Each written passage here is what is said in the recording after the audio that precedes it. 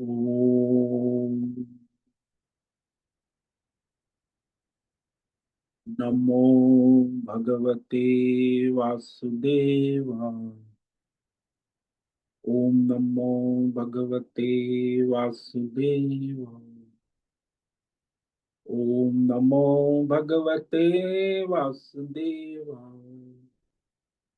ओम नमो भगवते वासुदेवाय। ओम नमो भगवते वासुदेवाय। ओम नमो भगवते वासुदेवाय। ओम नमो भगवते वासुदेवाय। ओम नमो भगवते वासुदेवाय। ओम नमो भगवते वासुदेवाय। ओम श्री परमात्मने नमो नमः। ओम गणपतये नमो नमः। ओम सं सरस्वत्यै नमो नमः। ओम गुं गुरुभ्यो नमो नमः। ओम सहनाववतु सहनौ भुनक्तु सह वीर्यं करवावहै तेजस्विनावधीतमस्तु मा विद्विषावहै। ओम शांति शांति शांति। सदाशिवसमारंभां शंकराचार्यमध्यम् अस्मदाचार्यपर्यन्तां वन्दे वन्दे गुरुपरम्पराम्। ओम तत्सत।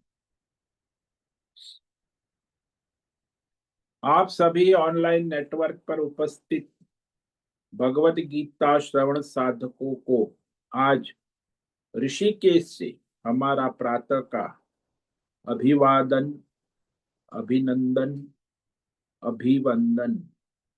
हरि ही ओम, हरि ही ओम, हरि ही ओम। हम सबको आज का यह दिव्य दिन तन मन धन जन देश काल विषय वस्तु परिस्थिति अवस्थाएं व्यष्टि समष्टि अध्यात्म भौतिक दैविक क्षेत्र सभी को अपने अपने वर्तमान जन्म और पूर्व जन्मों में किए हुए संचित सात्विक राजसी तामसी मिश्र कर्मों के पके हुए फल स्वरूप में वर्तमान में आज सभी को अपने अपने प्रारब्ध अनुसार परमेश्वरी अचिंत्य योग माया के माध्यम से तन मन धन जन आदि प्रसाद स्वरूप में प्राप्त हुआ है। अतः आज का यह दिव्य दिन परमार्थ हेतु निष्काम सेवा यज्ञ देव यज्ञ ऋषि यज्ञ पितृ यज्ञ मानवता यज्ञ भूत प्राणी यज्ञ सात्विक दान शारीरिक वाचिक मानसिक तप निष्काम कर्म योग ध्यान योग भक्ति योग ज्ञान योग साधना स्वाध्याय वेद शास्त्रों का अध्ययन अध्यापन उपासना आराधना के लिए समर्पित करे और करवावे। अत्यंत दुर्लभ मनुष्य जीवन को परमार्थ हेतु सार्थक करे और करवावे। आज विक्रम संवत 2082 आश्विन मास कृष्ण पक्ष की अष्टमी तिथि ये 11:08 तक है। उसके बाद नवमी तिथि लग जाती। आज पुनर्वसु नक्षत्र है, ये 11:53 तक है। उसके बाद पुष्य नक्षत्र लग जाता है। आज मंगलवार है। मंगल देव हनुमान जी की आराधना उपासना का दिन है और शरद ऋतु चल रही।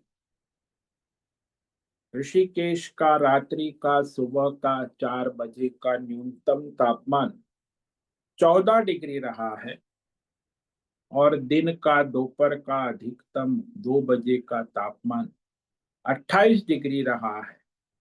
वायु की गति 5-10 किलोमीटर प्रति घंटा चल रही। ईस्वी सन 2025, 14 अक्टूबर, 14 अक्टूबर 2025, सुबह के 6:45 बज चुके हैं। कलयुग का प्रथम चरण 5126वां वर्ष, 7वां वैवस्वत मनवंतर, श्वेत वराह कल ब्रह्मा जी का 26वां दिन और 51वां वर्ष अभी चल रहा है। तो ऐसे अनंत कोटि ब्रह्मांडीय परमेश्वरी अचिंत्य योग माया में हमारा यह एक ब्रह्मांड, इस ब्रह्मांड में ये पृथ्वी लोक में समुद्र के ऊपर जम्बू द्वीप में विश्व का एकमात्र वैदिक राष्ट्र भारत में उत्तर हिमालय प्रांत में उत्तराखंड राज्य में टिहरी जिले में हिमालयन शिवालिक पर्वतमाला के अंतर्गत मणिकुट पर्वत के ऊपर नीलकंठ महादेव के सामने ऋषिकेश नगरी में मुनि की रेती प्रांत में शीशम जाड़ी औदुदबाड़ा आश्रम के सी ब्लॉक के पहले माले से गंगा किनारे 5 नंबर कमरे से हम स्वामी उत्तमानंद सरस्वती भगवत गीता के आचार्य शिष्य स्वामी चिन्मयानंद सरस्वती महाराज चिन्मय मिशन कैवल्याद्वैत वेद व्यास भगवत पाद शंकराचार्य की श्रृंगेरी संन्यास परंपरा से शिक्षित दीक्षित सनातन वैदिक भारतीय हिंदू धर्मानुसार संपूर्ण भगवद गीता ज्ञान यज्ञ ऑनलाइन चैतन्यमय जीवंत लाइव प्रसारण के अंतर्गत व्याख्यान माला में अध्याय 13 क्षेत्र क्षेत्रज्ञ विभाग योग श्लोक नंबर 33 और 34 पर संस्कृत एवं हिंदी में व्याख्यान करेंगे। दिव्य पवित्र सरल व्यावहारिक सटीक पूर्ण वर्ण अक्षर पद वाक्य पंक्ति श्लोक अध्यायों की संगति संधि अन्वय शब्दार्थ वाक्यार्थ भावार्थ रहस्यार्थ तत्वार्थ के यथार्थ तात्पर्य सहित वैदिक शास्त्र वेद व्यास साहित्य शांकर भाष्य एवं परंपरागत सन्यासी आचार्यों की टीका टिप्पणी सहित आज का यह भगवद गीता व्याख्यान करेंगे। कृपया आप सभी श्रद्धा भक्ति ध्यान से परिपूर्ण होकर के यह दिव्य श्रवण साधना करें। इसमें से कुछ ग्रहण करे, कुछ धारण करे, कुछ अपने जीवन में चरितार्थ करे और उसमें निरंतरता लाए। अपनी अपनी आध्यात्मिक भौतिक दैवी अशांति द्वंद्व मोह विक्षेपों से रहित होकर के और धार्मिक अशास्त्रीय अवैदिक परंपरा भ्रम भ्रांतियों से रहित होकर के शरीर इंद्रिय प्राण मन वचन कर्म से एक रूप एकाग्र होकर के शुद्ध सात्विक सूक्ष्म भगवत विवेक बुद्धि करे, वेद शास्त्र एवं आचार्य परंपरा अनुसार विवेक करे और करवावे। ओम तत्सत। ओम ओम ओम। तो कल हमने श्रीमद् भगवद गीता अध्याय 13 क्षेत्र क्षेत्रज्ञ विभाग योग के श्लोक नंबर 32 पर विवेक विचार किया था, जिसमें भगवान आकाश तत्व का दृष्टांत देते और आकाश तत्व समष्टि में सर्वत्र उपलब्ध होने पर भी निर्लिप्त रहता है, असंग रहता है, लेकिन उसकी उपस्थिति के बिना कोई कुछ नहीं कर सकता। तो आकाश का जो भगवान ने दृष्टांत दिया वो समष्टि में निर्लिप्तता असंगता का रहस्य कह रहे हैं। यथा सर्वगतम सौक्ष्म्यात् आकाशम नोपलिप्यते सर्वत्रावस्थितो देहे तथात्मानोपलिप्यते।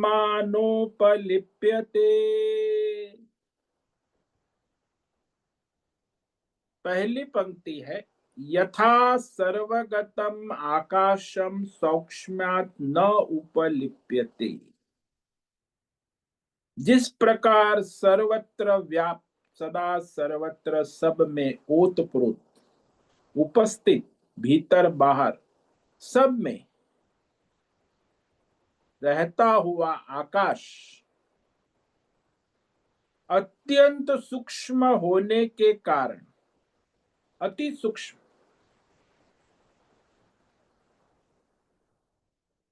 वह पृथ्वी, जल, अग्नि, वायु से लिप्त नहीं होता है, यानी मिलावट नहीं करता, उसमें जुड़ता नहीं है, किसी से बंधता नहीं है। लिप्त का मतलब बंधता नहीं। पृथ्वी में रहते हुए पृथ्वी से बंधता नहीं है, कोई संबंध बनाता नहीं। जल में रहते हुए जल से बंधता नहीं है, जल के साथ कोई संबंध बनाता नहीं। अग्नि में रहते हुए अग्नि के साथ कोई संबंध बनाता नहीं, मिलता जुलता भी नहीं। और वायु में रहते हुए भी वायु से भी संबंध बनाता नहीं है, क्योंकि संबंध ही बंधन है ना। आप लोग संबंध बनाते रहते हैं तो संबंध ही बंधन है। जितने ज्यादा संबंध उतना ज्यादा बंधन। ये संबंध किसी के साथ बनाता ही नहीं। उपलप्यते का मतलब है लिप्त नहीं होता, संबंध नहीं, संबंध रहित संबंध बनाए रखता है। रिलेशनशिप। तो वह सदा सर्वत्र, जागृत अवस्था, स्वप्न अवस्था, सुषुप्ति अवस्था में भी आकाश निर्लेप रहता है।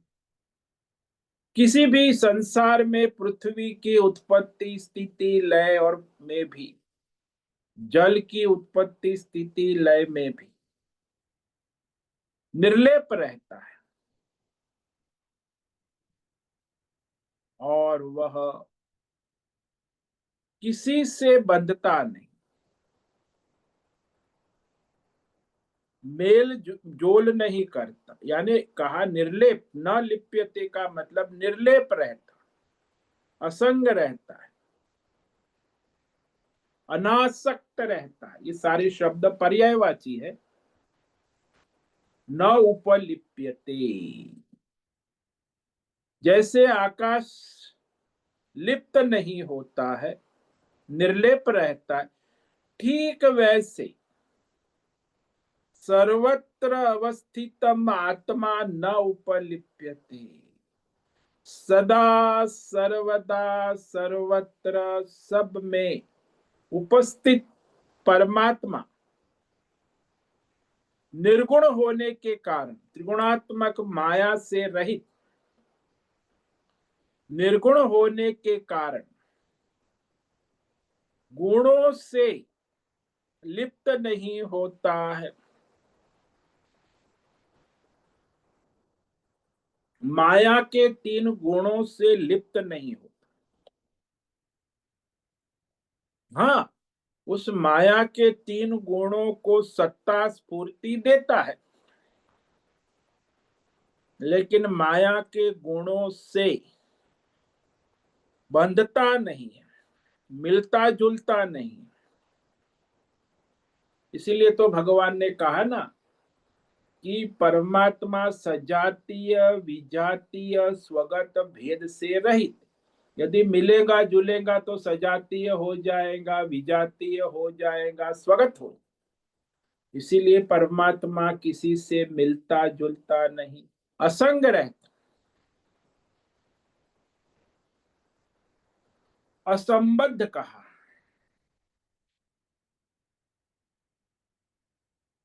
तो इस तरह ये संसार में बाकी सब विषय ले लेना, क्योंकि जब पृथ्वी जल अग्नि वायु को ले लिया तो फिर सारा जो संसार है सब आ गया। संसार के सारे भौतिक अध्यात्म दैव स्थूल सूक्ष्म व्यष्टि समष्टि शरीर के अंदर और बाहर, हर शरीर में स्थूल सूक्ष्म सब में ओतप्रोत उपस्थित रहता है, लेकिन अलिप्त रहता। यदि शरीरों में संसार में परमात्मा न होवे तो शरीर प्राण धारण नहीं कर सकता है। आकाश जैसे सारे जगत में रहते हुए लिप्त नहीं होता, उसी प्रकार से परमात्मा भी सारे पिंड ब्रह्मांड में देश काल विषय वस्तु व्यक्ति परिस्थिति में सभी स्थूल सूक्ष्म शरीरों में, चींटी से लेके ब्रह्मा विष्णु महेश सभी शरीरों में अवस्थित होकर यानी उपस्थित होकर लिप्त नहीं होता, निर्लेप रहता, घटता बढ़ता नहीं। जैसे ये बिजली का दृष्टा, बिजली का करंट सारे संसार के सभी उपकरणों में अवस्थित उपस्थित होकर भी किसी भी उपकरण से लिप्त नहीं होता, घटता बढ़ता नहीं है। बिजली का करंट ज्यों का त्यों रहता है।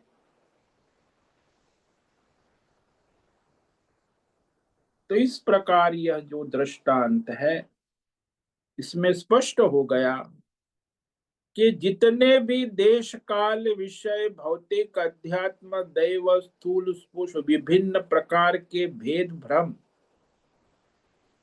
से रहित यानी भेद भ्रम से रहित ही रहता है, किसी भी भेद भ्रम में आसक्त नहीं होता, किसी भेद भ्रम का संग नहीं करता, किसी का पक्षपात नहीं करता है। चाहे जाति हो, क्रिया हो, गुण हो, दोष हो, सब में साक्षी चैतन्य रूप में उपस्थित रहता है। और फिर दूसरा दृष्टांत दिया सूर्य का दृष्टांत, ये व्यष्टि उपाधि की दृष्टि से दिया कि परमात्मा व्यष्टि में क्षेत्र में अकर्ता साक्षी चैतन्य रूप में उपस्थित रहता है। यानी सभी क्षेत्रों में, सभी व्यष्टि शरीरों में, चींटी से लेके ब्रह्मा विष्णु व्यष्टि शरीर, तो वो कहा भगवान ने श्लोक नंबर 33, यथा प्रकाशयत्येकः कृष्णं लोकमिमं रविः क्षेत्रं क्षेत्री तथा कृष्णं प्रकाशयति भारत। भारत, भा का अर्थ होता है आत्मज्ञान। आजकल जो संसार में ये जो लोग रत है भौतिक अध्यात्म दैव मिथ्या ज्ञान, मायामय ज्ञान में भ्रम है, मिथ्या ज्ञान है। भौतिक साइंस एंड टेक्नोलॉजी, आध्यात्मिक योग सिद्धि, देवी देवता दैवी सिद्धि दैवी शक्ति, ये सारा मिथ्या ज्ञान है, माया त्रिगुणात्मक। लेकिन संसार उसी को सत्य मानता है। लेकिन यहाँ भगवान कहते हैं कि परमात्मा इस सारे व्यष्टि शरीरों में अकर्ता साक्षी रहता है, साक्षी चैतन्य। तो भारत का मतलब है जो परमार्थ ज्ञान आत्मा अनात्मा विवेक करने वाला मनुष्य है। सत्य क्या है असत्य वो भी विवेक शास्त्र के अनुसार, वेद शास्त्र आचार्य परंपरा के अनुसार जो मनुष्य विवेक करता है उसे भारत कहते हैं।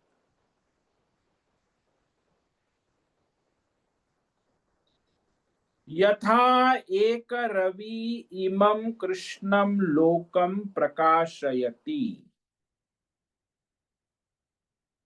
जिस प्रकार से, जैसे एक ही सूर्य इस संपूर्ण संसार के सभी प्राणी पिंड ब्रह्मांड, लोकम का मतलब है व्यष्टि समष्टि सब को प्रकाशित करता है,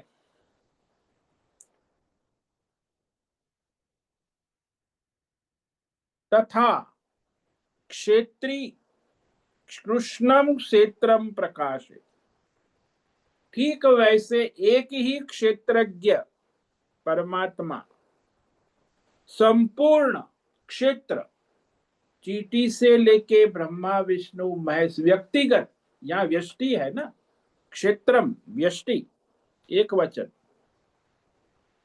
सभी के शरीरों में उपस्थित रहते हुए वह क्षेत्रज्ञ परमात्मा सबको प्रकाशित करते हुए उसमें लिप्त नहीं होता।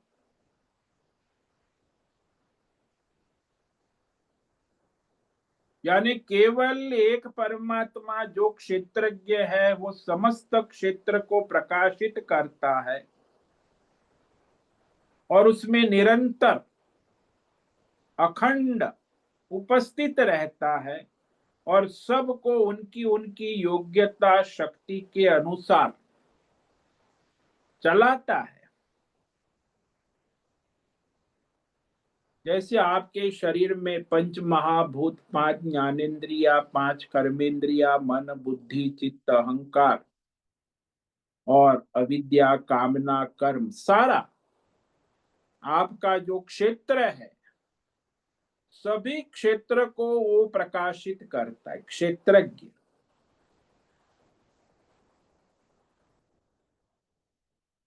जैसे केवल एक बिजली का करंट आपके कमरे के सारे इलेक्ट्रिकल इलेक्ट्रॉनिक उपकरणों को प्रकाशित करता है, शक्ति देता है, संचालित करता है, ठीक वैसे ही यहां कहा परमात्मा स्वयं साक्षी चैतन्य ज्ञान स्वरूप होने से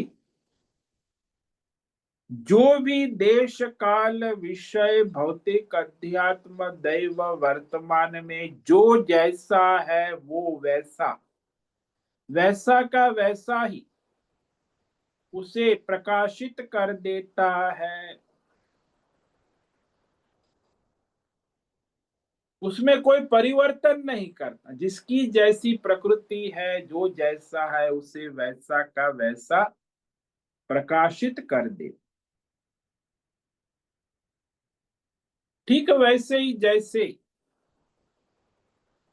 कमरे में बल्ब है, आपने स्विच ऑन की तो कमरे में जो भी कमरा है, कमरे में जो भी साधन है, फर्नीचर सामान है, कमरे में जो भी व्यक्ति बैठा है, सबको उसी क्षण जैसे ही आप स्विच ऑन, जैसा है वैसा उसे प्रकाशित कर दे, उसमें कोई परिवर्तन नहीं करता।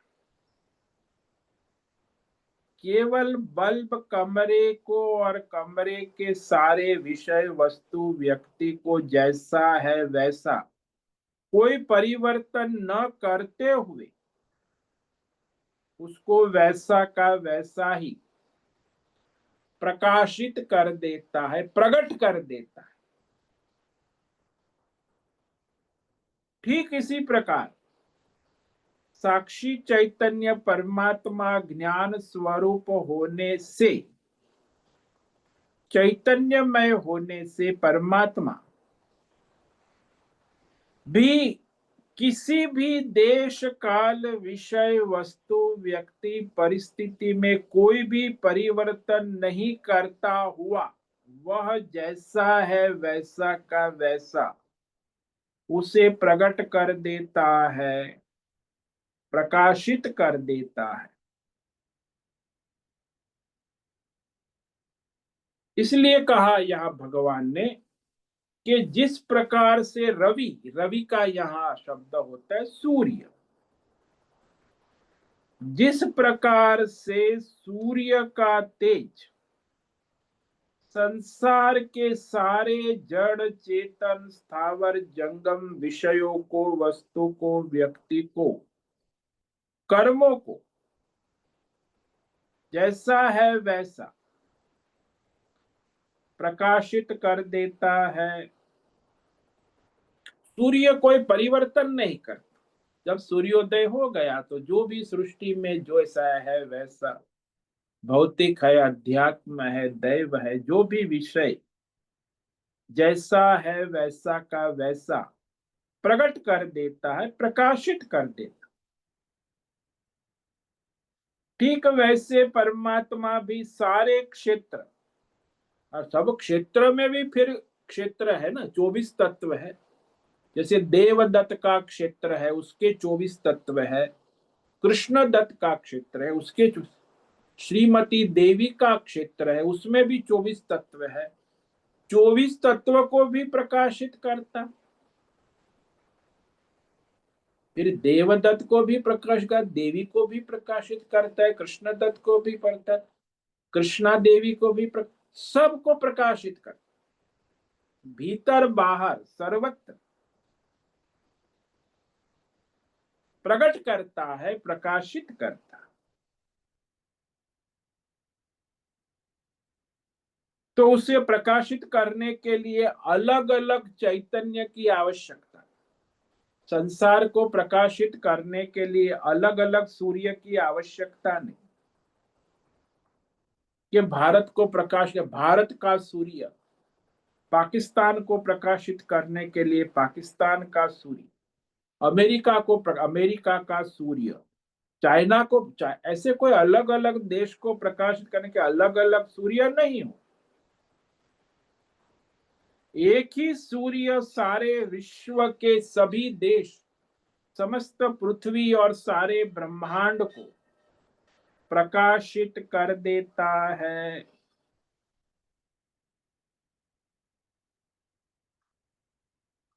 ठीक इसी प्रकार से क्षेत्री शब्द का भगवान ने क्षेत्री, क्षेत्रीय अग्नि, क्षेत्रज्ञ परमात्मा साक्षी चैतन्य, वह समस्त क्षेत्र को प्रकाशित करता रहता है, लेकिन कोई उसकी ओर देखता नहीं है, ध्यान नहीं देता। जैसे कमरे में सब कमरे के बल्ब, व्यक्ति, फर्नीचर, कमरा सब, लेकिन कोई बल्ब की ओर देखता नहीं है, ध्यान, लेकिन बल्ब सबको प्रकाशित।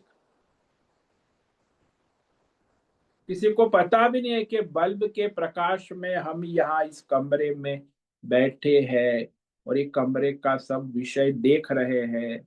एक व्यक्ति एक दूसरे को देख कर नहीं, उनको पता ही नहीं कि वो बल्ब है सारे कमरे को और कमरे के सारे विषय वस्तु व्यक्ति को प्रकाशित कर रहा है। ऐसे ये परमात्मा सारे संसार के जड़ चेतन पंच महाभूतात्मक सभी क्षेत्र को जैसा है वैसा उसकी प्रकृति के अनुसार, स्वभाव के अनुसार, कोई सात्विक है, कोई राजसी है, कोई तामसी है, कोई मिलावटी है, कोई गुणातीत है, जो जैसा है वो वैसा, वैसा का वैसा,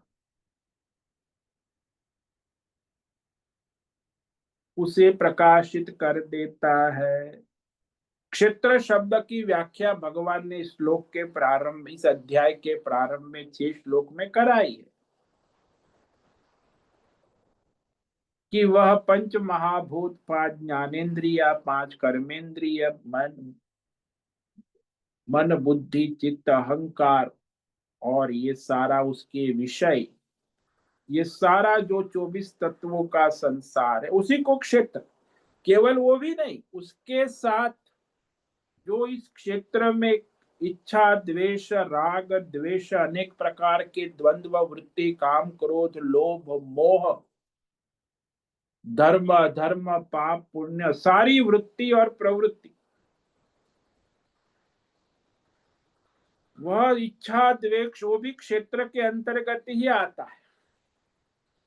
आपकी जो वृत्ति प्रवृत्ति है वो भी क्षेत्र के अंतर्गत ही आता।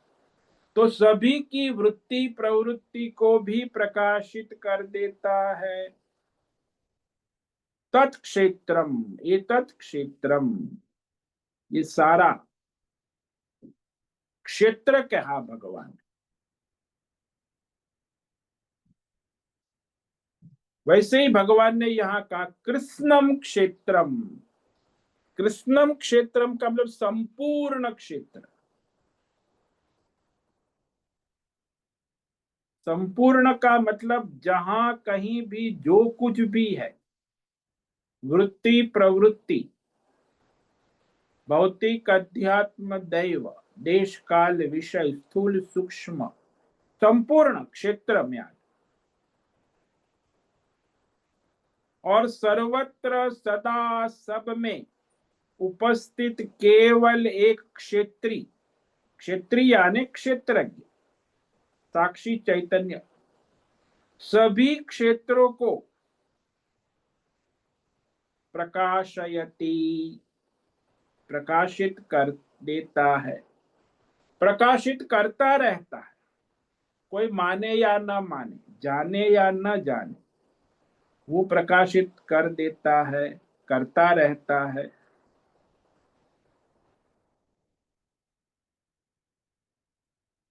तो इस श्लोक में भगवान ने 2 रहस्यमय बातें बतला। एक तो सारे क्षेत्रों के अंदर बाहर रहने वाला केवल एक परमात्मा ही उस सारे क्षेत्रों का प्रकाशक है।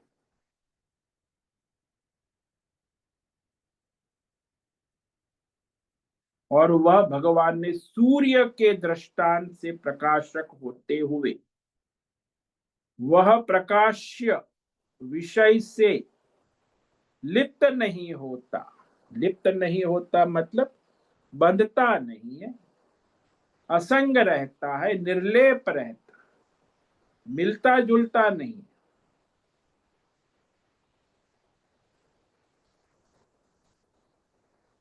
जैसे सूर्य का प्रतिबिंब पड़ता है, गंदे कीचड़ में पड़ता है, स्वच्छ जल में पड़ता है, घड़े में पड़ता है। घड़े में यदि लाल रंग का जल है तो लाल रंग प्रतिबिंबित होता है, पीले रंग का तो पीले। सभी गंदा हो या शुद्ध हो, जल हो, अनेक प्रकार के जल में, जलाशयों में सूर्य प्रतिबिंबित होता रहता है, होता हुआ भी प्रतिबिंबित दिखने पर भी सूर्य स्वयं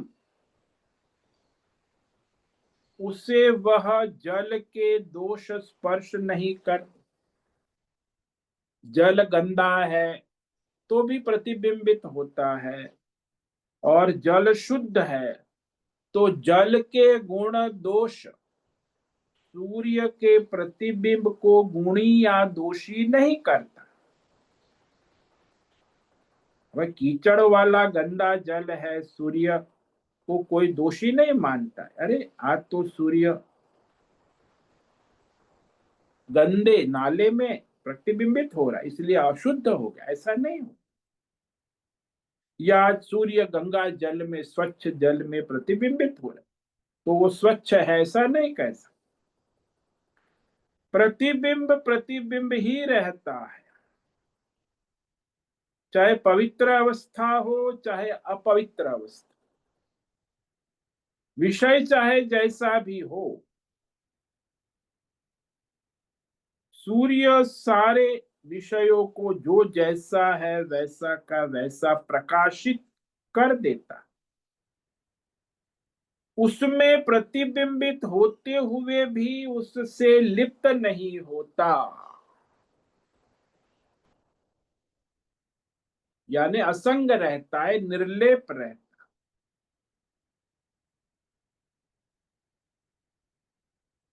और इस तरह वह परमात्मा सारे क्षेत्र को प्रकाशित करते हुए उस सारे क्षेत्रों के अंदर बाहर, अंतकरण, सूक्ष्म शरीर, स्थूल शरीर, उसके अज्ञान में, उसके अज्ञान को भी प्रकाशित करता है, उसकी कामना को, उसके कर्म को, उसके पाप पुण्य को, उसके सारा का सारा क्षेत्र प्रकाशित कर उसके अंतकरण में प्रतिबिंबित तो होकर के जीव रूप से प्रतीत होते हुए भी उस जीवात्मा के किसी भी कर्म से लिप्त नहीं होता, घटता बढ़ता नहीं है, बंधता नहीं है, असंग ही रहता है, मेलजोल भी नहीं करता, केवल प्रकाशित करता है, साक्षी चैतन्य। तो इस प्रकार यह भगवान ने दो दृष्टांत दिए। आकाश का जो दृष्टांत है वो समष्टि निर्लेपता, और ये सूर्य का दृष्टांत व्यष्टि क्षेत्र क्षेत्रज्ञ की निर्लेपता का निरूपण किया। तो इस प्रकार इस अध्याय को भगवान अब समापन करते, उपसंहार करते। तो इस अध्याय का अंतिम श्लोक जो है वो उपसंहार है। 13वें अध्याय जो क्षेत्र और क्षेत्रज्ञ विभाग योग इसका नाम दिया है, भगवान इस अध्याय के अंतिम श्लोक में इस अध्याय का संक्षेप में उपसंहार कर, वह इस अध्याय में जो कहा क्षेत्र, क्षेत्रज्ञ और आत्मज्ञान और प्रकृति पुरुष, 5 विषयों का निरूपण किया। क्षेत्र क्या है, क्षेत्रज्ञ क्या है, आत्मज्ञान किससे होता है सिद्ध, अमानित्व अदम्भित्व 20 साधन, और प्रकृति और पुरुष, ये सारा विवेक भगवान ने इस अध्याय में कर दिया संक्षेप में। तो उसी को भगवान यहाँ उपसम कि जैसा कहा है वैसा यदि कोई उसे अपने जीवन में आत्मसात कर लेता है, इस आत्मज्ञान को अपने जीवन में आत्मसात कर, तो वो महात्मा परमात्मा मय हो जाता है, परमात्मा को प्राप्त कर लेता है, परमार्थ तत्व। तो ये अब भगवान उपसंहार करते। क्षेत्र क्षेत्रज्ञयोरेवम् अंतरम ज्ञान चक्षुषा भूत प्रकृति मोक्षम च ये विदुर्यान्ति ते परम।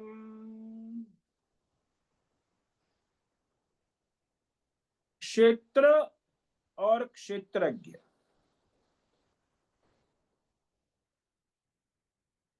इसका विवेक दूध का दूध पानी का, निरक्षीर न्याय कहते हैं हंस। वह क्षेत्र और क्षेत्रज्ञ का विवेक मिलावट को अलग कर देता है। तो उस अलग करके जो उसे अलग अलग जानता है, मिलावटी नहीं जानता, अलग अलग जैसा है, क्षेत्र जैसा है उसे वैसा, क्षेत्रज्ञ जैसा है उसे वैसा, प्रकृति जैसी है, प्रकृति और पुरुष, प्रकृति भी क्षेत्र ही है, पुरुष भी क्षेत्रज्ञ। तो इस तरह वह जो परमात्मा के स्वरूप को जैसा है वैसा जान लेता है। एवं कहा, इस प्रकार, ये 13वें अध्याय में कहा है इस प्रकार से, ज्यों का त्यों जैसा है वैसा आत्मा अनात्मा विवेक करके क्षेत्र और क्षेत्रज्ञ अंतरम, अंतरम कहा, देखो अंतरम यानी रहस्य को, दोनों में अंतर है, मिलावट नहीं, दोनों को अंतर से देखता है, अलग अलग देखता, अंतर करके जानता है, मिलावट करके नहीं जानता। और कार्य सहित प्रकृति से मुक्त होने के कारण, क्योंकि क्षेत्रज्ञ प्रकृति से रहित है, तो पुरुष जो प्रकृति से रहित है उसे इस ज्ञान चक्षुषा, ज्ञान चक्षु जो ये आत्मा अनात्मा विवेक, ये जो अध्याय 13 है ना, ये ज्ञान चक्षु। तो इस शास्त्र से, आचार्य परंपरा से, ज्ञान नेत्रों द्वारा दोनों तत्व को, एक तत्व नहीं चले, कहीं हम परमात्मा को जानते, परमात्मा एक, परमात्मा का धंधा करने वाले भी बहुत, उसको क्षेत्र और क्षेत्रज्ञ दोनों का विवेक होना आवश्यक। क्षेत्र का स्वरूप क्या है, क्षेत्रज्ञ का स्वरूप क्या है, आत्मा क्या है, अनात्मा, दोनों का, दूध का दूध पानी का पानी, मिलावट नहीं होनी। ऐसा जो दोनों के तत्व को यथार्थ आत्मा अनात्मा विवेक करके शास्त्र के अनुसार जान ले, वह महात्मा सन्यासी तत्वनिष्ठ, इसको तत्वनिष्ठ सन्यासी महात्मा परम याति, परम परमात्मा को प्राप्त होते हैं, प्राप्त हो जाता है कि यह परमात्मा ही मैं हूं, आत्मा ही मैं हूं, अनात्मा मैं नहीं हूं, और मेरा अनात्मा के साथ कोई संबंध और रिश्ता या संग भी नहीं है। मैं अनात्मा से असंग निर्लिप्त आत्मा स्वरूप हूं, चैतन्य मैं हूं। तो मेरा वास्तविक स्वरूप वो चैतन्य आत्मा ही है।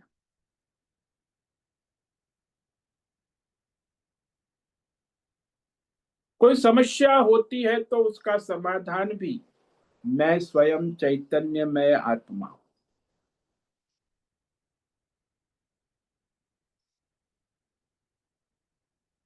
तो वो वहां असंग हो जाता।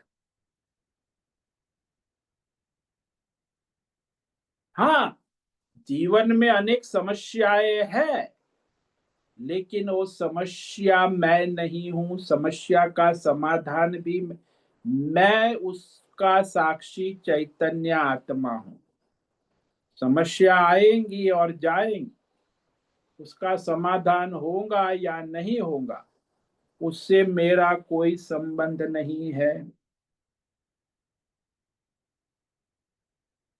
तो ये जो सारा है विवेक और वैराग्य से माया से मुक्त हो जाता, त्रिगुणी माया के विकार से भी मुक्त।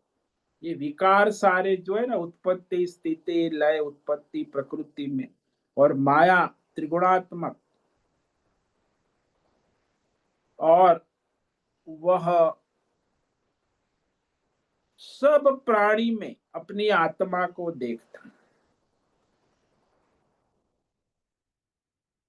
जब सब में अपनी साक्षी चैतन्य आत्मा को देखने लगता है तो वह परमात्मा को ही देखता है,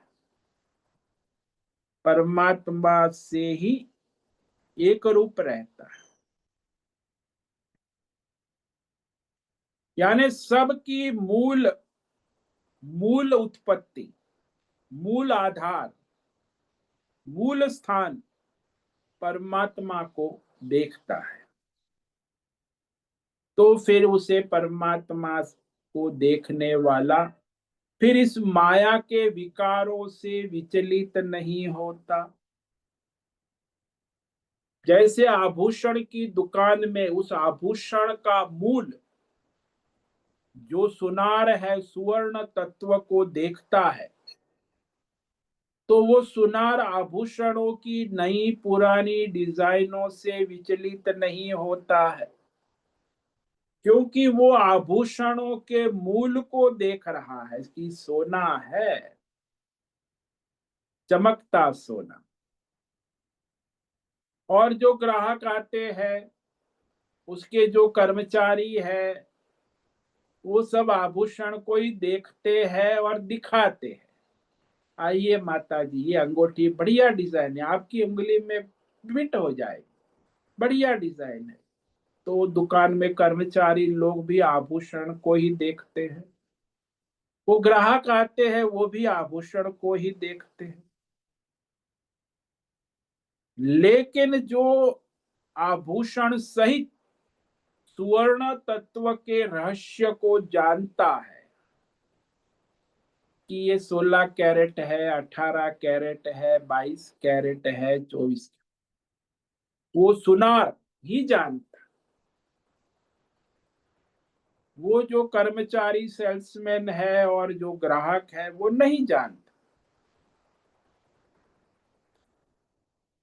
तो इस तरह इसे कहते हैं जो दोनों तत्वों का रहस्य जानता है, इसे ज्ञान चक्षु, आत्मा अनात्मा विवेक संपूर्णतया जिसका दृढ़ हो गया शास्त्र और आचार्य परंपरा के अनुसार। तो ये जो भगवान ने यहाँ विवेक कराया इस अध्याय में, श्लोक नंबर 1 से 6 तक क्षेत्र का तत्व जो कहा था, श्लोक नंबर 7 से 11 आत्मज्ञान, परमात्मा में स्थिति के लिए 20 साधन साधना बताई जो क्षेत्रज्ञ और क्षेत्र का विवेक करने में आवश्यक। तो 20 साधन अमानित्व अदम्भित्व नहीं होगा तब तक ये विवेक दृढ़ नहीं होगा और आत्मा अनात्मा अलग नहीं होगी, खिचड़ी ही रहेगी। जब ये 20 साधन होंगे तभी आप आत्मा अनात्मा को अलग अलग करके देख सकते हैं। और फिर प्रकृति और पुरुष का विवेक कहा, श्लोक नंबर 19 से लेके 34 तक। तो इसमें भगवान ने संपूर्ण संसार का, क्षेत्र का और क्षेत्रज्ञ का, साधन साधना का और प्रकृति पुरुष का, आत्मा अनात्मा दोनों दोनों विषय बता दी कि आत्मा क्या है, अनात्मा क्या है, क्षेत्र क्या है, क्षेत्रज्ञ क्या है, उसमें स्थिति बनाने के लिए आपको क्या साधन साधना करनी होगी। 20 साधन के बिना नहीं होगा।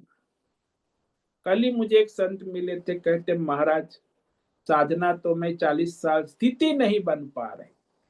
मैंने बोला महाराज स्थिति तो तब बनेगी जब ये 20 साधन में आप स्थिति पहले बनाओ, फिर परमात्मा में स्थिति अपने आप बन जाए, बनानी नहीं पड़े।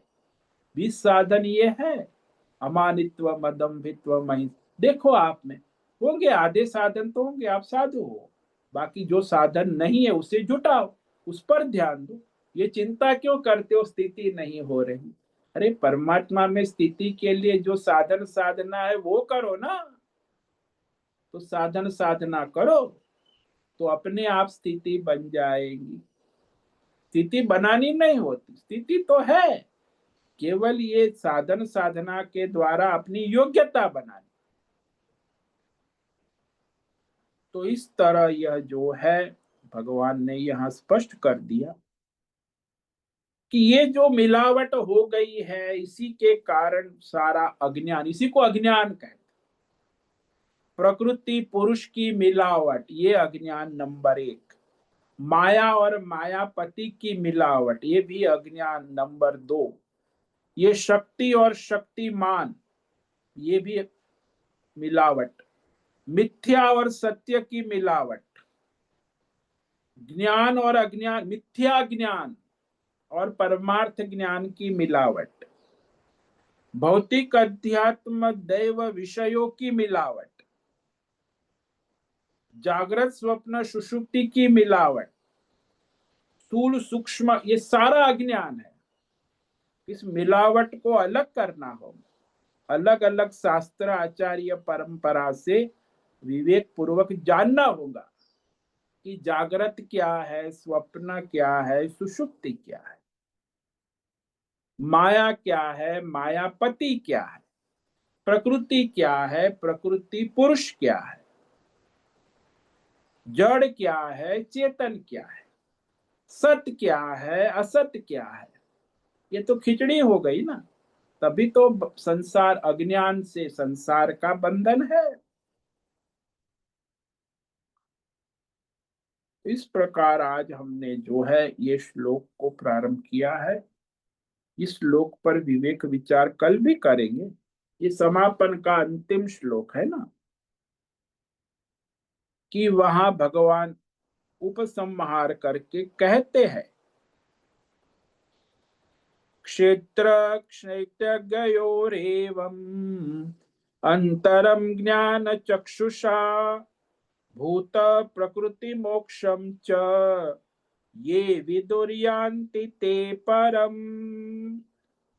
एवं, एवं यानी इस अध्याय में जो कहा है 5 विषय, क्षेत्र, क्षेत्रज्ञ, आत्मज्ञान, अमानित्व, मदम्भित्व, 20 साधन साधना, प्रकृति और पुरुष, इस मिलावट को जो अलग कर देता है कौन करेगा? जो 20 साधन वाला है वो।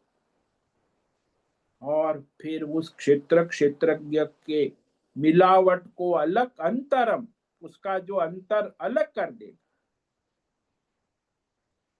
कार्य सहित प्रकृति से मुक्त होकर, यानी ये सारी जो कार्य कारण प्रकृति से मुक्त होने का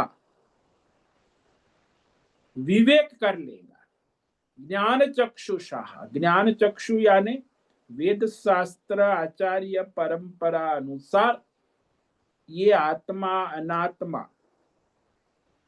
का विवेक बुद्धि के द्वारा कर, शुद्ध सात्विक सूक्ष्म। ये चक्षु जो है, ज्ञान चक्षु है, बुद्धि का स्तर है।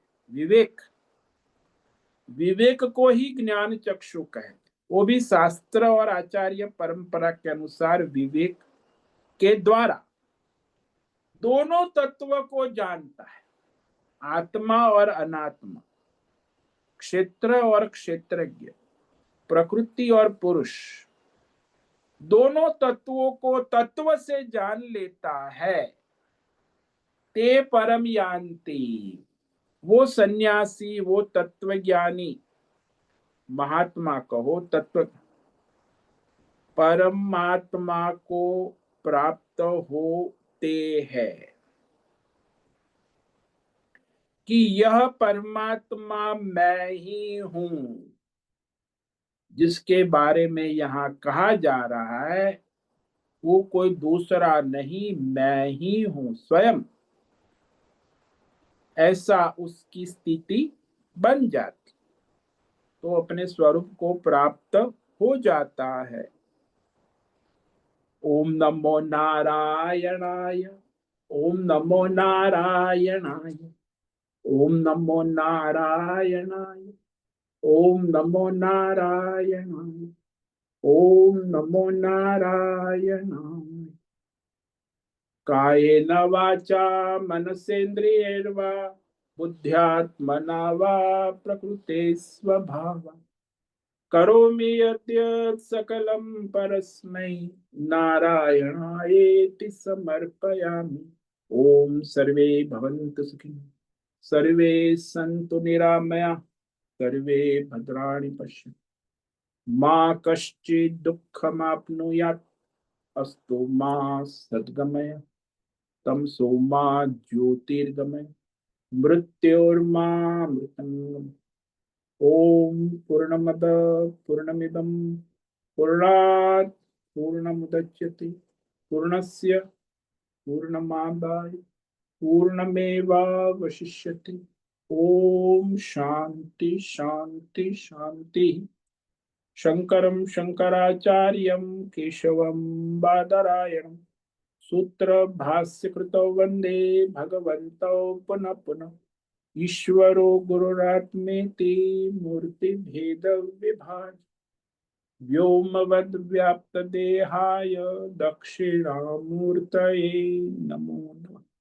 ओम गुं गुरुभ्यो नमो नमः। ओम तत्सत् ब्रह्मार्पणमस्तु। ओम ओम ओम।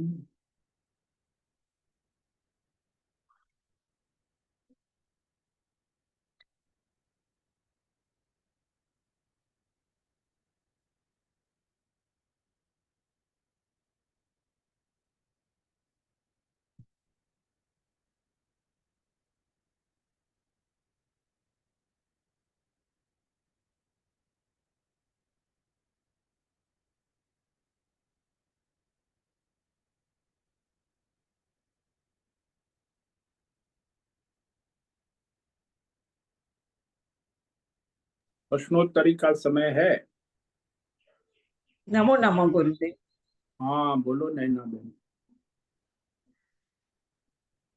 गुरुदेव, ये क्षेत्रज्ञ के बारे में जो भगवान ने दिए हुए जो 20 है गुण उससे प्राप्त कर लेता है तो उसका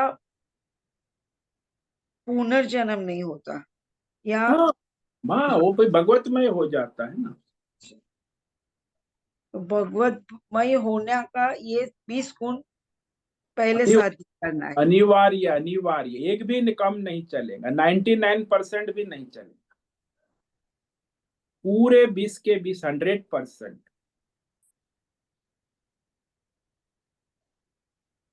ये भी भगवत कृपा से ही आएंगे ना। भगवत कृपा तो होगी, लेकिन आपका पुरुषार्थ भी होना है, आपको साधन साधना करनी होंगे, कर्म योग करोगे, निष्काम ध्यान योग भक्ति योग निष्काम करोगे तब ये आएंगे। सकाम से तो 100 जन्मों में भी नहीं आएंगे। निष्काम धर्म कर्म स्वधर्म करोगे ईश्वर समर्पित भाव से, ते सारे गुण आने लगेंगे, नहीं तो नहीं आएंगे। सकाम वाले के कभी नहीं आ सकते, वो तो इस स्वर्ग नरक और पितृलोक में घूमता रहेगा, कामनाएं उसकी भौतिक अध्यात्म दैवी कामनाओं में जन्म जन्मांतर भटकता रहे, उसके मोक्ष की कोई संभावना ही नहीं। मोक्ष की संभावना है जो निष्काम भाव से समर्पित भाव से अपना स्वधर्म कर्म यज्ञ दान तप करता है। पर यहाँ पे गुरुदेव सब गुणों को जान लेते हैं। ये प्रकृति के गुण है, जो अपने सामने जो हो रहा है वो तामसी हो रहा है वो भी प्रकृति है, सात्विक है वो भी यज्ञ है वो भी प्रकृति के गुण है। तो फिर वो उसे सन्यासी बनना है या गृहस्थ रहना है? तो जान वो लेता है मतलब शब्द ज्ञान है, उसको अनुभूति नहीं है कोई शास्त्र का, तो केवल जानने से कुछ नहीं होता। आत्म जानने के बाद उसे आत्म स्थिति बनानी होगी अपना, तो उसके लिए उसे साधना करनी होगी। कोई भी चीज जानने से, आप रेसिपी जानने से आपका अरे एक रेसिपी जानने से भी आपका पनीर पालक नहीं होता है, उसको भी आप साधना साधन साध्य करना पड़ता है। बस। और यहाँ आपको परमार्थ में आपने जान ली रेसिपी कि भगवान, ये भगवान ने रेसिपी बताई है, ये क्षेत्र है, क्षेत्र। अब इस रेसिपी को आप जीवन में चरितार्थ करोगे, साधन साधना 20 साधन लाओगे, तब तो वो आपका उसका स्वाद आएगा ना, नहीं तो कहां से आए। तो आचार्य गुरु के पास जाना पड़ता। अरे भाई, गुरु के मार्गदर्शन में आप ये साधन साधना करोगे, तब आपकी साधना में निष्काम भाव होगा, तब होगा। सकाम होगा तो नहीं होगा। जैसे बाल मंदिर का बच्चा धीरे धीरे धीरे आगे बढ़ता है, वैसे गुरु की छाया में वो आगे बढ़ेगा। शास्त्र और आचार्य परंपरा के मर्यादा और मार्गदर्शन में हम्म। उसे आगे बढ़ना होगा। डॉक्टर के आप जाते हो तो डॉक्टर के मार्गदर्शन में कैसे आप अपना इलाज कराते हो, तो वहां आप पूरी श्रद्धा भक्ति और समर्पण के साथ, डॉक्टर कहता है वह सब कर। वो कहता है ₹1,00,000 होगा, हाँ ले लो ₹1,00,000। उसमें भी कोई बार्गेनिंग नहीं। वो सब्जी वाले को बार्गेनिंग करते, अरे सब्जी ₹40 नहीं ₹30 मिलती, लेकिन डॉक्टर है, ₹1,00,000 तो लाख। फिर कोई भाई 10,000 भी कम करो ऐसा नहीं कहता। क्यों? पूरी श्रद्धा समर्पण भक्ति है ना। तो जो कहता है वो करता है, क्योंकि उसे स्वस्थ होना है। तो वहां तो समर्पण हो जाते, देह अभिमान देहासक्ति है ना। हाँ। यहाँ तो परमार्थ में समर्पण नहीं होता। क्यों? क्योंकि यही देह आसक्ति देह अभिमान क्षेत्र मैं हूं, ये अज्ञान के कारण समर्पण नहीं होता। हाँ, यहाँ ये मर्यादा आ जाती है, इसलिए समर्पण आधा ही रहता है, पूरा होता हाँ, है होता ही नहीं ना, आधा भी क्या, कम 10। बर्फ होता है इससे। खाली ढोंग पाखंड होता है, समर्पण है बोलना तो आसान है ना।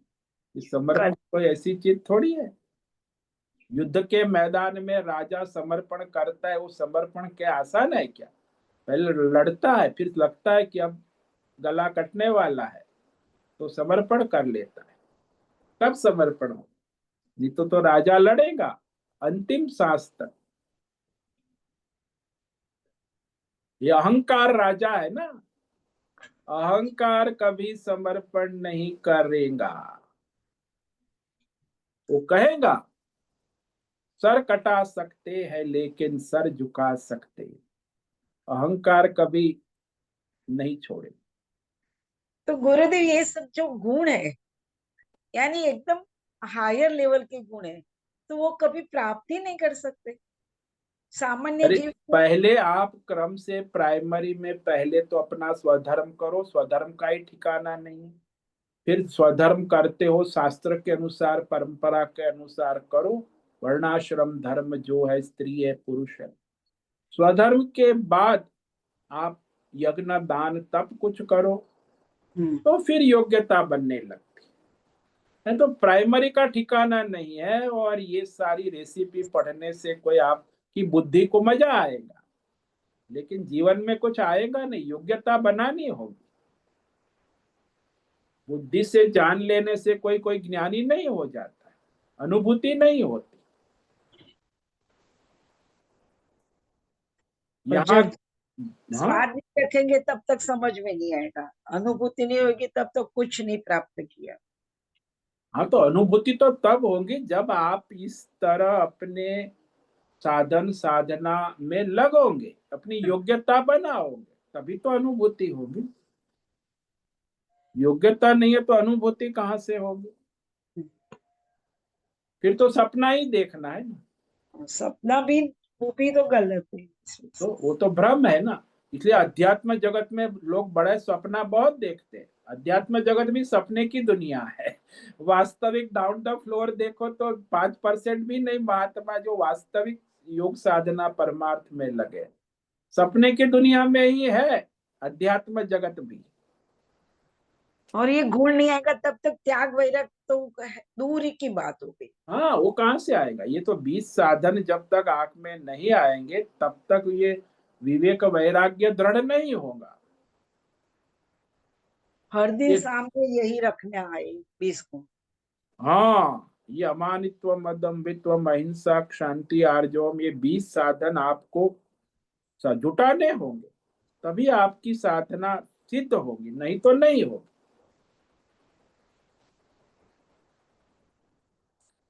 तो उसी को यहाँ भगवान ने ज्ञान चक्षु कहा है। ये ज्ञान चक्षु क्या है? 20 साधन ही ज्ञान चक्षु है। वही ज्ञान के प्रकाश। हाँ, वो ज्ञान चक्षु ज्ञान को प्रकाशित करने वाले नेत्र है, और उसी के द्वारा तुम परमात्मा तत्व को जानकर उसमें स्थित हो जाते हो। ज्ञान चक्षु और कोई नहीं, ये 20 साधन ही ज्ञान चक्षु। यही दिव्य चक्षु है। हाँ, यही दिव्य चक्षु कहो, ज्ञान चक्षु कहो, तत्व दृष्टि कहो, आत्म दृष्टि कहो, हाँ, सब ये 20 साधन ही है।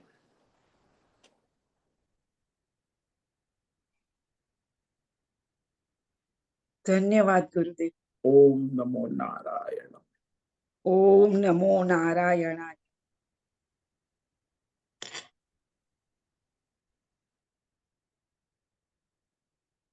हरि ओम, हरि ओम स्वामी जी। हाँ बोलो भद्रेश। स्वामी जी, ये जो मूल तो परमात्मा का ज्ञान है, वो जीव को अपूर्ण बनाता है, हाँ, वो अज्ञानी तो अपूर्णता लाता है, और कौन लाएगा। और वो अपूर्णता जो है अहंकार की उपाधि उपाधि से अहंकार बनता है, हाँ, फिर वो अहंकार बनता है। और बाद में वो अहंकार जो है वो मोह में फंसता है। हाँ, काम मोह सब में, कामना मोह हाँ, में। तो मोह जो है वही कामना देता है ना। हाँ, मोह से ही कामना उत्पन्न होती है। आपको भौतिक मोह है, आध्यात्मिक मोह है, दैवी मोह है, तो तो ये वो जो कामनाएं मोह, बढ़ती जाती है। हाँ, जितना मोह मोह से, है उतनी कामना बढ़ती है। और ये जो कामना है, इसमें स्वामी ये कामना का वासना संस्कार ये सब पर्यायवाची हुआ ना। हाँ, पर्यायवाची। वासना कहो, संस्कार कहो, कामना कहो, इच्छा कहो। हम्म और ये जो है कामना से बाद में जो है लोभ, क्रोध, राग, द्वेष ये सब निर्माण होता है। हाँ, वो कामना के अनुसार ही उत्पन्न होते रहते हैं। तो ये संसार जो है शुरू हो जाता है। फिर कर्म होता है ना, फिर हाँ, फल आते हैं, तो सब उसी के बाद चलता है। हाँ, वो कर्म फल और ये तो संसार हो गया ना पूरा। हाँ, पूरा संसार चलता है, वो जन्म मरण का चक्कर चालू हो गया। तो सब चलता रहता है। तो ये जो पूरी आ, आ, श्रृंखला है, इसमें मूल जो है, इससे मुक्त होने के लिए जो मूल है, ये पहले प्रारब्ध को पहचानना है। हाँ, प्रारब्ध के अनुसार स्वधर्म को पहचानना। हाँ, और स्वधर्म को पहचाना है, और सत्व गुण को तो पुरुषार्थ, सत्व गुण का पुरुषार्थ करना है। हाँ, सत्व कहो, धर्म कहो, बात एक ही है।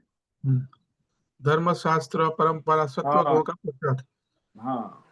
पूरा संकल्प, दृढ़ संकल्प और निष्ठा से वो हाँ जी। पुरुषार्थ करना है। हम्म। तब, और उससे यज्ञ दान तप जो है हाँ, वो भी प्रकट होता है। प्रकट होता है, और वहां जो है साधक धर्मात्मा अवस्था में स्थित होता है। हाँ जी। और बाद में धर्मात्मा की अवस्था से ही कर्म योग निष्काम जब करने लगता है साधक, तब कर्म हाँ। योग की अवस्था में स्थित होता है। हाँ जी। और कर्म योग जब परिपक्व होता है तो ध्यान योग में हाँ, साधक स्थित अपने होता आप है। स्थित होता है, सहज है, ये तो क्रम है। ध्यान योग परिपक्व होता है तो भक्ति योग में साधक हाँ। स्थित होता है। हाँ, परिणित हो जाता है, और सहज। भक्ति योग जब परिपक्व होता है तो ज्ञान योग। ज्ञान योग में स्थित होता है। हम्म। और बाद में जो है साधक जो है अनुभूति करके मोक्ष प्राप्त कर लेता है, जन्म मरण के चक्कर से मुक्त हो हाँ। जाता है। हाँ जी। हाँ जी। तो ये पूरा में एक मुझे क्लैरिटी चाहिए थी कि बरोबर है ना ये पूरी हाँ। क्रम है। हाँ, इसी को ये अमानित्व मद अम्बित्व में, उसमें ये सब आ गया, ज्ञान हम्म, चक्षुषा। 20 साधन में ये सब आ गया। हम्म, 20 साधन साधना ये सब उसी में है। हम्म, यही ज्ञान चक्षु है, यही आपको परमार्थ में स्थित करता है।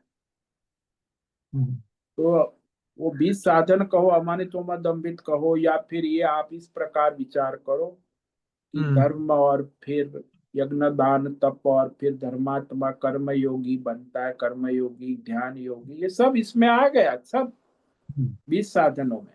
हमारे वो 20 साधन इस क्रम से ही अनुभूति होगी ना। हाँ हाँ, वो भी 20 साधन भी ऐसे क्रम से है। रैंडम तो नहीं हो सकता ना ये नहीं, रैंडम नहीं, नहीं नहीं, क्रम से होगा। क्रम से 20 ही होगा साधन भी अनुभूति। भगवान ने क्रम से ही कहे हैं। एक क्रम का बड़ा मूलभूत महत्व एक क्रम से ही जाना होगा। हाँ, भाई पीएचडी करना है मैथमेटिक्स तो क्रम से ही होगा ना, रैंडम कहाँ से होगा। हम्म। अभी यहाँ जो ये जो क्रम है उसमें पूर्व जीवन का जो कुछ संस्कार है, साधना हाँ, हुई है, वो संचित। वहां से एक जन्म में उसकी शुरुआत हो सकती है। जैसे पूर्व हाँ जन्म जैसे, में किसी ने कर्म योग कर लिया है तो ये जन्म हाँ में ध्यान योग से उसकी शुरुआत होगी। हाँ, वो उसके संचित है, इसीलिए इस जन्म में वो ध्यान योग में लग जाएगा। हम्म। नेचुरली उसका वो सहज हो जाएगा। तो पूर्व जन्म में धर्मात्मा था तो ये जन्म में बाद में कर्म योग का योग होगा। हाँ, सहज हो जाएगा, जन्म से ही होगा। हम्म।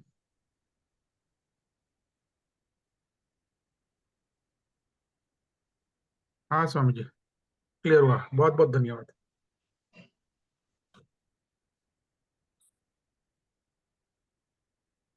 ठीक है, आज उपस्थित है प्रकाश आनंद डोसा, होस्ट है भद्रेश पड़िया, राय बहादुर कपूर, अजय रत्न पारखी, अनुराधा जेठे, आशा कोटक, बीबी शर्मा, मोहन, जीवी कुमार, हेमा कोटक, जयंती पांडा, मीरा उच्चिल, मीनाक्षी काले, नैना पुरोहित, नीरज, शालिनी, पंकज भट्ट, पृथ्वीराज मालव, राम सेवक यादव, रेशा रथ, रिची पटेल, रूपेश पाटिल, संजीवनी श्रीरंग रानड़े, सुचिता पाटिल, सुदर्शन दुबे, सुनील ठाकुर, तुषार चौधरी, उषा मेनन और विशाल बेड़े। तो आज इतने साधक उपस्थित है। आज आपका दिन मंगलमय हो, परमार्थ करे, सबका कल्याण करे। सभी साधकों को आज का ओम नमो नारायणाय, ओम नमो नारायण स्वामी। स्वामी प्रणाम। ओम नमो नारायण। स्वामी जी, ओम नमो नारायणाय, नारायण स्वामी जी। नारायणाय, ओम नमो नारायणाय। ओम नारायण, नमो नारायणाय स्वामी जी। ओम नमो नारायण ओम स्वामी। नमो नारायणाय स्वामी जी। सभी साधकों को नारायणाय, ओम नमो ओम नारायण। नमो नारायण। ओम नमो नारायण, नारायणाय। ओम नमो नारायण स्वामी। नारायणाय, ओम नमो नारायणाय। नारायणाय, ओम नमो नारायण। नारायणाय। बहुत से निवेदन है, आज का सत्संग पूर्ण करें। ओम नमो नारायणाय। आज का दिव्य सत्संग हम यही पूर्ण करते हैं। सभी साधकों को ओम नमो नारायणाय।